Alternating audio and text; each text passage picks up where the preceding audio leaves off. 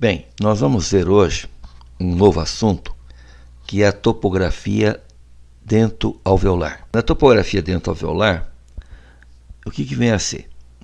É a relação que vai ocorrer entre os dentes superiores e inferiores com seus respectivos alvéolos, e bem como aquela mantida com os acidentes anatômicos localizados nos ossos da maxila e da mandíbula, com os quais eles se mantêm relações de proximidade. Então é importante que o profissional tenha um conhecimento da topografia dento-alveolar, porque o profissional da odontologia ele vai estar atuando tanto na maxila como na mandíbula, e esse conhecimento topográfico é de grande importância, tanto na dentística, como na cirurgia, na prótese, na endodontia, porque isto tudo se aplica muito à clínica. Então, vejamos primeiramente na maxila o que nós vamos encontrar de importante. Primeiramente, seria importante lembrar que, ao se realizar um corte longitudinal no processo alveolar, cada lâmina óssea é formada por duas corticais. Então nós temos uma cortical que fica externa, que é a cortical óssea, e uma outra, que é a cortical do alvéolo, que é a cortical alveolar. Então veja que na região dos dentes anteriores, a lâmina alveolar externa, vestibular, ela se apresenta bastante delgada, chegando mesmo a se tornar deiscente. Então é muito fina, muito delgada essa lâmina nessa região dos dentes anteriores. Então as corticais ósseas estão intimamente unidas, principalmente no terço cervical e médio da porção radicular. Então uma pequena quantidade de um tecido ósseo esponjoso, ele fica presente próximo aos ápices desses dentes, principalmente no incisivo lateral, devido à sua inclinação paralingual. Então pode-se encontrar na superfície externa do osso saliências ou relevos provocados pelas raízes dos dentes, que são as chamadas eminências alveolares. Então, a que mais chama a atenção é a do canino, é chamada de eminência canina. Então, nós temos aqui essas elevações, que são julgos alveolários ou eminências alveolares, sendo que a do canino ela é mais proeminente, ela é maior, ela se destaca mais, porque a raiz do canino ela é mais exuberante. Então, na região dos molares, a lâmina externa, então nesta região aqui dos molares, a lâmina externa pode se apresentar com maior espessamento. Então, olha aqui, ó. Então, nesta região aqui. Então, essa lâmina ela se apresenta então com maior espessamento, principalmente na região do primeiro molar superior e às vezes do segundo molar superior, devido então à presença de uma crista, que é a crista zigomático-alveolar. Então nós temos aqui a crista zigomático-alveolar. Então vejam que cada lâmina é formada por duas corticais. A cortical óssea, que é a superfície externa do osso, e nós temos aqui a cortical alveolar, que é a cortical do alvéolo, que ela é mais interna. As eminências alveolares, as elevações provocadas pelas raízes dos dentes, sendo que a do canino é a que mais chama a atenção por causa da raiz do canino, que é uma raiz de grande porte. Na região dos molares, a lâmina externa, então aqui, ela apresenta um maior espessamento, principalmente na região do primeiro molar, superior devido à presença da crista zigomática alveolar, esta crista aqui. Então isso é importante na prática quando se vai fazer uma anestesia. Então, durante uma anestesia nesta região, a agulha ela toca no osso. Então ela toca aqui no osso por causa desta crista aqui. Então a gente tem que mudar a inclinação da agulha. Então nós temos aqui a crista zigomática alveolar, novamente. Vejam que ela separa aqui a porção anterior da porção posterior da maxila. Então, olha aqui, crista zigomática alveolar, aqui a porção anterior e aqui a porção posterior. Então, essa crista, ela tem início aqui na região do primeiro molar e termina aqui nesta região do osso zigomático. Então, essa lâmina alveolar vestibular do alvéolo, na região do primeiro molar superior, ela é mais espessa, devido a essa crista. Então, essa crista vai dificultar a infiltração dos anestésicos e na luxação do primeiro molar superior. Então, o primeiro molar superior muitas vezes dificulta a sua anestesia e também a sua luxação durante uma extração. Por quê? Porque nós temos aqui o chamado pilar zigomático. Então, é uma área mais condensada de osso, na região da crista zigomática alveolar. E isto vai dificultar, então, a extração desse dente aí. Então, a crista zigomática alveolar, devido à sua presença, a lâmina alveolar vestibular da região dos primeiros molares é mais espessa e também apresenta-se diferente, conforme o tipo facial do indivíduo. Aqui nós temos a região de túber da maxila, que é essa região mais posterior aqui da maxila, aqui atrás, acima do último molar. É uma região importante porque é onde se articula aqui o processo pterigoide do esfenoide, é onde tem aqui o âmulo pterigoídeo, onde se insere aí o músculo tensor do véu palatino. Então vejamos aí a tuberosidade da maxila. Essa tuberosidade é uma região mais posterior da maxila, que mantém relações de proximidades, olha aqui, com o processo pterigoide do esfenoide, constituindo também a parede posterior aqui do seio maxilar. Então tem aqui o seio maxilar e essa tuberosidade constitui a parede posterior do seio maxilar. Nós estamos vendo aqui uma radiografia. Então nós temos aqui o túber da maxila, aqui seio maxilar, e vejam que o túber da maxila vai formar a parede posterior desse seio, que é o seio maxilar. Aqui nós estamos vendo aqui o processo ganchoso, o âmulo pterigoídeo, que é esse processo aqui, localizado na lâmina medial do processo pterigoide do osso esfenoide. Essa região é uma zona assim, de um tecido bastante delgado, na qual se encontra, além dos dois últimos molares irrompidos, nós temos aqui pequenos forames. Esses pequenos forames dão entrada aos nervos alveolares superiores posteriores e às artérias alveolares superiores posteriores. Então a tuberosidade da maxila tem relações de proximidades com o processo pterigoide, como já foi dito, forma então a parede posterior do seio maxilar, como a gente pode observar aqui nesta figura, e ela apresenta também pequenos forames, onde penetram vasos e nervos alveolares superiores posteriores.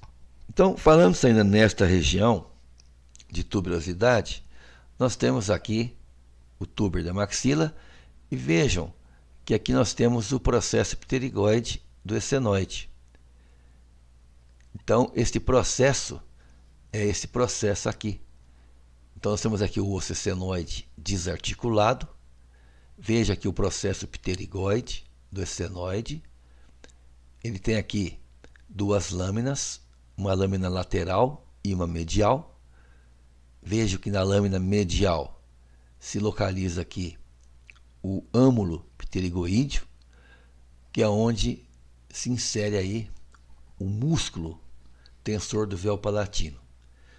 Então, vejam que numa extração, às vezes, de um terceiro molar, no movimento intempestivo, abrupto, pode-se romper aqui o túber da maxila e, junto com ele, o âmulo pterigoídeo, que está bem próximo, e haver então a queda do palato mole do lado fraturado. Vejam aqui a região do túber. Olha aqui o âmulo pterigoídeo. Olha aqui o âmulo pterigoídeo. Aqui nós temos uma vista posterior novamente. Olha aqui a vista posterior do processo pterigoide. Veja aqui a fossa pterigoide, onde tem origem o músculo pterigoide medial. Então essa região é uma região bastante delicada. Nós devemos tomar muito cuidado nas extrações dentárias dos últimos molares, né? Geralmente o terceiro molar, para não haver então a fratura aqui do túber da maxila. Essa fratura, quando ocorre, vai haver uma comunicação da boca com a cavidade do nariz. Então é uma comunicação buco-sinusal. Então por isso que é importante o conhecimento desta região. A cavidade do nariz, então nós temos aqui a cavidade do nariz, temos aqui o septo nasal, dividindo essa cavidade em duas metades, uma metade direita e uma esquerda. Vejo aqui nesta radiografia a cavidade do nariz, a relação dos dentes anteriores com o soalho desta cavidade. Vejo aqui o incisivo central, o lateral e o canino, que estão mais próximos do soalho desta cavidade. Já o primeiro pré, o segundo pré, já estão mais para o lado aqui do seio maxilar. A cavidade do nariz, os dentes anteriores e superiores podem estabelecer um contato bastante íntimo com este soalho aqui da cavidade do nariz. Isto se deve principalmente ao tipo facial do indivíduo. Então, veja que nós temos os indivíduos que são os leptoprosópicos, cujas raízes dos dentes incisivos estão mais afastadas aqui do soalho da cavidade do nariz. São aqueles indivíduos que têm assim uma face mais comprida. Então, as raízes ficam mais distante do soalho da cavidade do nariz. Enquanto que os indivíduos euriprosópicos, que são aqueles indivíduos que têm a face mais curta, as raízes elas têm uma proximidade bem maior. Então essas raízes elas mantêm assim, um íntimo contato com esse soalho, principalmente as raízes dos incisivos centrais. Então, cavidade do nariz, então os dentes anteriores, superiores, podem estabelecer um íntimo contato com o soalho da cavidade do nariz. Como nós estamos vendo aqui, nesta radiografia e aqui nesta figura. Os tipos faciais. O leptoprosópico, que tem uma face longa, então essas raízes elas estão mais distantes do soalho da cavidade do nariz. Já os indivíduos euriprosópicos, que têm uma face mais curta, esses indivíduos vai ter um contato maior aqui dos ápices das raízes dos dentes anteriores com esse soalho. Então é muito importante que a gente repita isto para que fique bem entendido. O seio maxilar. Então o seio maxilar é uma cavidade localizada dentro da maxila. Então, é uma cavidade muito importante, porque faz parte dos seios paranasais, que são aqueles seios que se comunicam entre si. Então, o seio maxilar, ele se comunica com a cavidade do nariz, ele se comunica com o seio etimoidal, com o seio esfenoidal e também com o seio frontal. Então, o seio maxilar, normalmente, as raízes dos dentes anteriores não estabelece nenhuma relação, como a gente pode verificar aqui, com o seio maxilar, e sim os dentes mais posteriores. As raízes dos dentes premolares e molares estão em contato bastante íntimo com esse soalho sinusal, podendo até causar elevações, formando cúpulas nesse soalho, como a gente pode verificar aqui nessa figura. Então veja aqui os ápices das raízes dos dentes molares, formando cúpulas aqui no soalho do seio maxilar. Isto é importante clinicamente, porque numa extração de um dente posterior, principalmente um molar, se o paciente for um paciente euriprosópico, que tem uma face curta, então essas raízes vão estar em íntimo contato com o seio maxilar, como a gente pode observar aqui nesta figura. Então, euriprosópico. Então, numa extração de um dente posterior, pode acontecer de uma fratura do ápice da raiz e esta radícula, esse terço apical, cair no soalho do seio, sendo necessário, então, fazer uma cirurgia para que se possa remover esta radícula, que é a cirurgia de Claudioluk. Essa cirurgia se faz na região da fossa canina.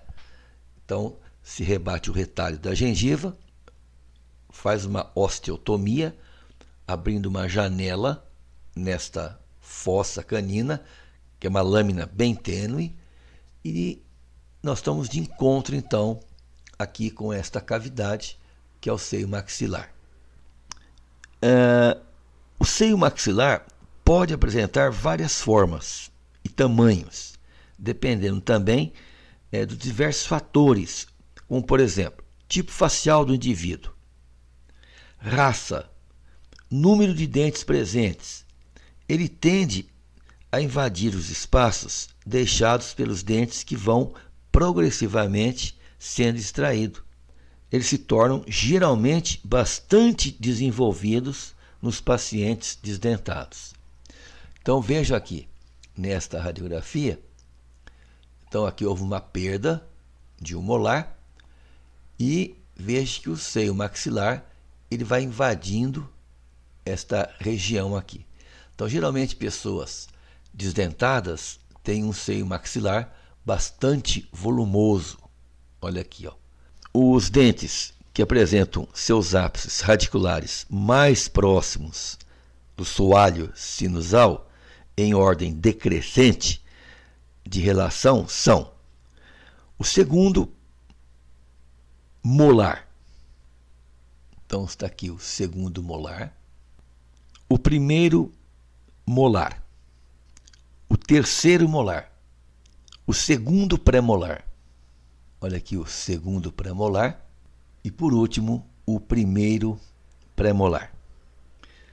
O canino pode estar muito próximo apenas em casos quando os seios são extremamente desenvolvidos.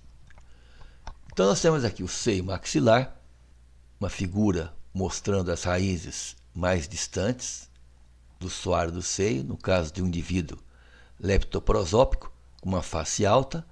Aqui um euriprosópico, que tem a face mais curta, esses dentes se aproximam mais, os ápices se aproximam mais aqui do soalho, como ocorre aqui nessa figura, numa vista superior. Nós temos aqui cúpulas alveolares, então o tipo facial de um indivíduo quando ele é euriprosópico. Então o seio tende a invadir os espaços deixados pelos dentes que vão sendo progressivamente extraídos. Então, em casos de pacientes que perdem os seus dentes, o que acontece? Os dentes superiores, o seio maxilar, ele vai aumentando. Tá vendo aqui? Ele aumenta em direção à região do dente perdido.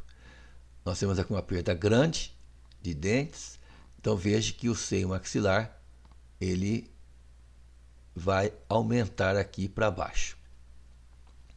O seio maxilar mais envolvidos nos indivíduos desdentados, como nós já dissemos.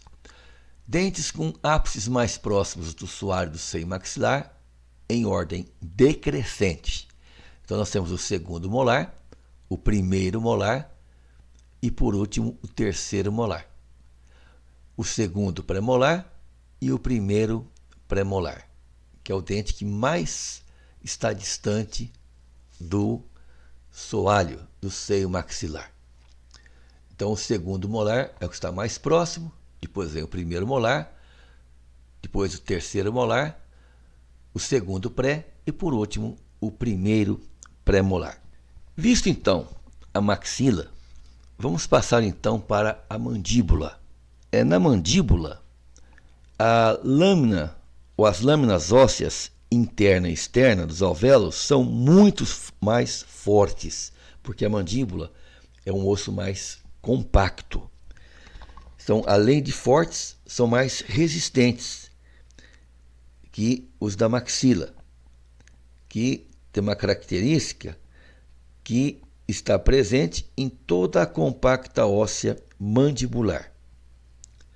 Então nós temos aqui um corte mostrando então os alvéolos dos dentes e aqui a compacta óssea vestibular e aqui a lingual. Então, na região dos dentes incisivos e também dos caninos, as duas corticais ósseas estão fortemente unidas. Aqui, tanto a externa como a interna estão fortemente unidas umas às outras, tanto por vestibular como por lingual.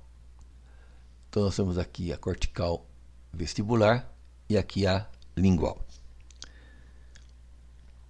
Algumas vezes pode-se notar a presença de eminências alveolares. Já na altura dos dentes pré-molares, a lâmina alveolar, então aqui está a região dos dentes pré-molares. Então, a lâmina alveolar externa apresenta as duas corticais unidas frequentemente, sem a presença de um tecido ósseo esponjoso interposto entre eles. E do lado interno, devido à presença da linha milioide, que é onde tem origem ali o músculo milioide, nota-se o aparecimento de uma certa quantidade de tecido ósseo esponjoso entre a cortical óssea e a cortical alveolar. Então, isto vai ocorrer devido a um posicionamento oblíquo desses alvéolos com relação ao corpo da mandíbula. E aqui, nesta região dos dentes molares, nós vamos observar uma separação entre a direção do corpo da mandíbula e da inclinação dos alvéolos desses dentes. O primeiro, segundo e o terceiro molar. Com isso, note-se que a cortical óssea externa vai progressivamente tornando-se mais espessa, apresentando finalmente bastante espessada na altura do terceiro molar. Olha aqui, na altura aqui do terceiro molar, ela é mais espessa. Isto vai fazer com que encontra-se entre as superfícies óssea externa e a cortical óssea alveolar dos dentes molares uma considerável quantidade de um tecido ósseo esponjoso. Então, esse espessamento tem grande importância clínica para as exodontias realizadas nesta região.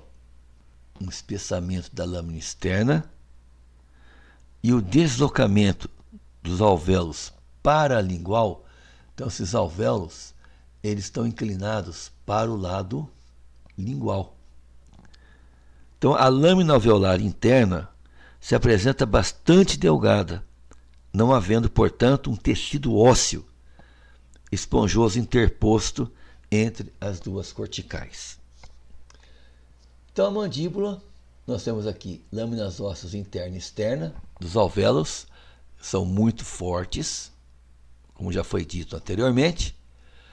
O espessamento da lâmina alveolar externa se desloca, o espessamento da lâmina alveolar externa desloca os alvéolos para a lingual, e a lâmina alveolar interna se apresenta muito delgada em relação à lâmina externa. Vejamos agora o canal da mandíbula. Então, o canal da mandíbula ele está localizado no interior do corpo da mandíbula. Então, ele começa aqui no forame da mandíbula, tem um trajeto para baixo e para frente, caminhando então a região anterior da mandíbula. Ele tem um trajeto que tem início lá no forame da mandíbula, se exteriorizando no forame mental, que esse canal ele se bifurca em um canal incisivo e um canal chamado canal mentual. O canal incisivo seria uma continuação do canal mandibular e o canal mentual, que é por onde passa o nervo mentual, que vai inervar a gengiva vestibular da região de incisivo central até o segundo premolar inferior. O canal da mandíbula ele está localizado no interior do corpo da mandíbula e apresenta um trajeto que tem início no forame da mandíbula e vai exteriorizar no forame mentual. Então ele começa aqui e termina aqui no forame mentual, podendo ou não continuar seu trajeto intraósseo em direção à região do mento. Quando ele vai, se ele continua, ele vai dar aqui o canal incisivo. Então este canal se apresenta curvo de posterior para anterior, cruzando obliquamente todo o corpo da mandíbula. Então olha aqui, ele apresenta aqui curvo de convexidade inferior e concavidade superior. Nós podemos dizer que inicialmente o canal da mandíbula ele está localizado mais próximo da lâmina alveolar interna, até atingir a face mesial do primeiro molar inferior. Depois, ele vai se aproximando da lâmina alveolar externa até atingir aqui o forame mentual.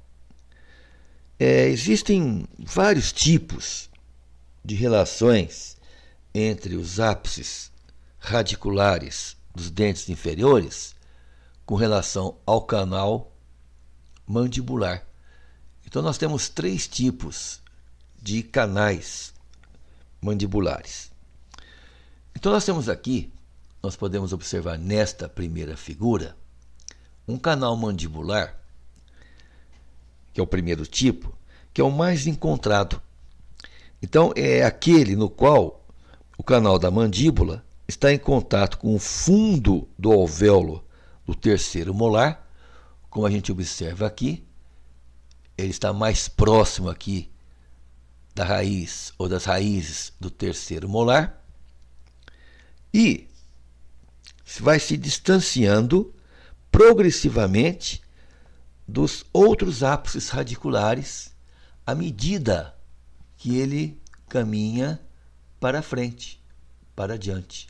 Então veja aqui que ele começa aqui em cima, no forame da mandíbula, chega bem próximo aqui dos ápices das raízes aqui do terceiro molar inferior e depois ele vai se distanciando aos poucos das raízes do segundo, do primeiro e bem abaixo da região dos presos molares e dentes anteriores. Existe um segundo tipo de canal da mandíbula que se caracteriza pelo canal que não estabelece nenhuma relação de proximidade com as raízes dentais. Então nós temos aqui, este é o segundo tipo. Vejam que o canal da mandíbula, ele passa bem distante aqui das raízes ou dos ápices das raízes dos dentes inferiores. Então ele não estabelece nenhuma relação de proximidade com essas raízes dentais. E nós temos aqui este último, que é esse terceiro tipo de canal da mandíbula, que é o menos frequente, porque é aquele cujo canal estabelece relações de proximidade com as raízes de todos os molares e do segundo pré-molar. Vejam que este canal ele tem uma íntima relação com ápices das raízes dos dentes posteriores, até aqui a região do segundo pré-molar. Então, esse terceiro tipo aqui é o menos frequente. Então, vamos lá. Canal da mandíbula. Início. Esse canal está mais próximo da lâmina alveolar interna até atingir a face mesial do primeiro molar. Depois vai se aproximando da lâmina alveolar externa até atingir o forame mentual. Tipos de canais. Nós temos um primeiro tipo de canal que está em contato com o fundo do alvéolo do terceiro molar, que é este aqui, que é o canal do tipo 1, distanciando-se então progressivamente dos outros ápices radiculares do segundo molar, do primeiro, do segundo pré, do primeiro pré e assim por diante. Este canal é o mais encontrado, que é esse primeiro tipo aqui. Já o segundo tipo é o canal que não estabelece nenhuma relação de proximidades com as raízes dentais. Veja aqui. Então esse canal ele passa distante dos ápices dessas raízes. Então o terceiro canal, que estabelece relações de proximidades com as raízes de todos os molares e do segundo premolar, que é o menos frequente. E com isso nós encerramos então esse assunto que é a topografia dento-alveolar.